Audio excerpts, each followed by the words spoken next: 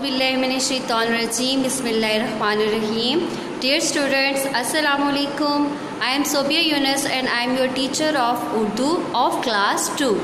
Students, आज हम अपना इज़ाफ़ी क़वाइद पढ़ेंगे। आप अपनी ऑल ऑब्जेक्टिव बुक उर्दू का सफ़ा नंबर 2 खोलें। सरगर्मी नंबर 3 है। सरगर्मी नंबर 1 और 2 हम पहले कर चुके हैं। आज हम अपनी सरगर्मी नंबर 3 करेंगे।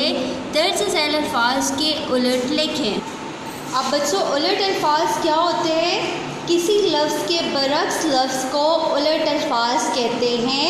जैसे ज़्यादा कम मीन्स जैसे इंग्लिश में वर्ड्स ऑपोजिट होते हैं, इसी तरह उर्दू में उलट अल्फाज होते हैं, यानी कि उस अल्फाज के बरक्स जो हम बोलें उसको उलट अल्फाज कहते हैं। जैसे ज़्यादा कम, सर्द गर्म, दुख सुख, दिन रात, यानी उस लफ्ज़ से बिल्कुल ऑपोजिट हो, यानी कि उसके बरखिलाफ़ हो, उसके बरअक्स हो, उसे क्या कहते हैं? उलट अल्फाज। आपके इज़ाफ़ी क़वाइद में भी उलट अल्फाज हैं जो आप सब ने याद करने हैं और इनको लिखना भी सीखना है और इनको समझना भी है। जैसा कि आपका सबसे पहला लफ्ज़ है आसमान। आसमान का उलट क्या है? ज़मीन। इंसान का उलट क्या है? हैवान। उस्ताद का उलट क्या है? शागिर्द। दोस्त का उलट क्या है? दुश्मन।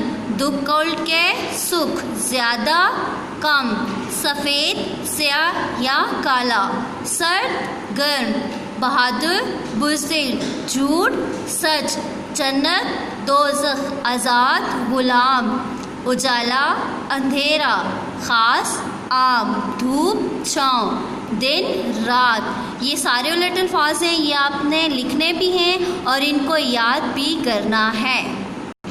बच्चों, आप अपनी ऑल ऑब्जेक्टिव बुक उर्दू का सफ़ा नंबर 6 खोलें।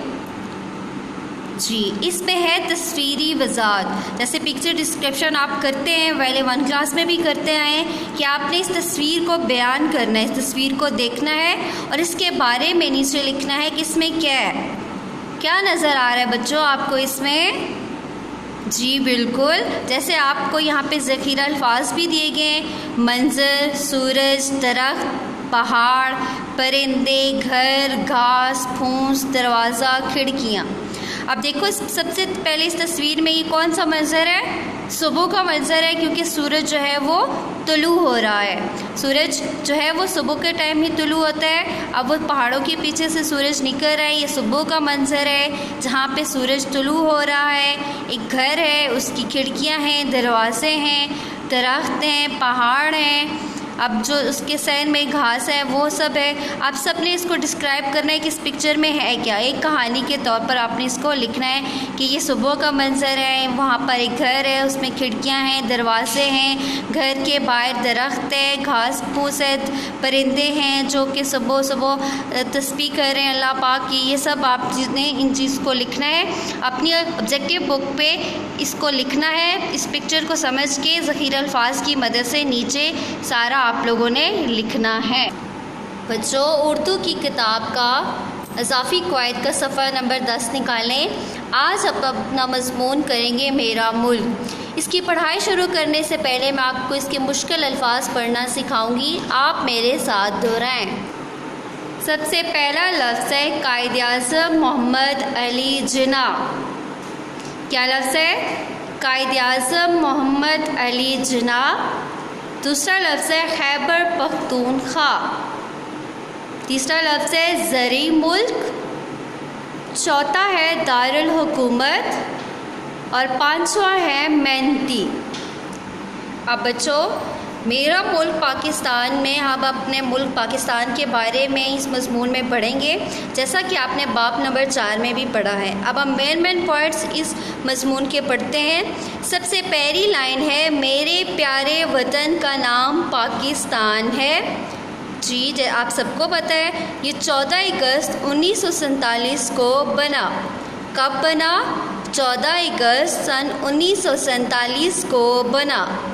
इसके बानी कायद-ए-आज़म मोहम्मद अली जिन्ना हैं। Who is the founder of Pakistan? Yes, Quaid-e-Azam Mohammad Ali Jinnah हैं। ये जनरल नॉलेज भी है बच्चों, ये आप सबको आनी चाहिए। पाकिस्तान के 4 सूबे हैं, सूबे सिंध, सूबे पंजाब, सूबे बलूचिस्तान और सूबे खैबर पख्तूनख्वा। अब आबादी के लिहाज से सबसे बड़ा सूबा पंजाब है और रकबे के लिहाज से सबसे बड़ा सूबा कौन सा है? बलूचिस्तान। इसके दारुल हुकूमत का नाम इस्लामाबाद है। पाकिस्तान में 5 बड़े दरिया बहते हैं। ये एक ज़रई मुल्क है। इसके बाज़ इलाके अपनी खूबसूरती की वजह से पूरी दुनिया में मशहूर हैं। जैसे हमारे शुमाली इलाका जाते हैं या नॉर्दर्न एरियाज़ हैं, वहाँ की ब्यूटी इतनी फेमस है कि जो ऑल ओवर द वर्ल्ड वो सब मशहूर है और बाहर से लोग हमारे पाकिस्तान में सैर व सयाहत करने के लिए आते हैं। पाकिस्तान की कौमी ज़बान कौन सी है? उर्दू। पाकिस्तान के लोग बहुत बहादुर और मेहनती हैं, नो डाउट अबाउट इट। अल्लाह ताला हमारे मुल्क को हमेशा कायम रखे। बच्चों, ये ना सिर्फ एक ऐसे है बल्कि हमारे मुल्क के बारे में एक जनरल नॉलेज है जो कि एज अ पाकिस्तानी हम सब को पता होनी चाहिए। आपने इस मज़मून को लिखना है, याद करना है, इसके मुश्किल अल्फाज को लिखने की बार बार मशक़ करनी है और इसको मज़मून को याद करना है और इसको लिखना है। ओके बच्चों, अल्लाह हाफ़िज़, थैंक यू सो मच, अस्सलामु अलैकुम।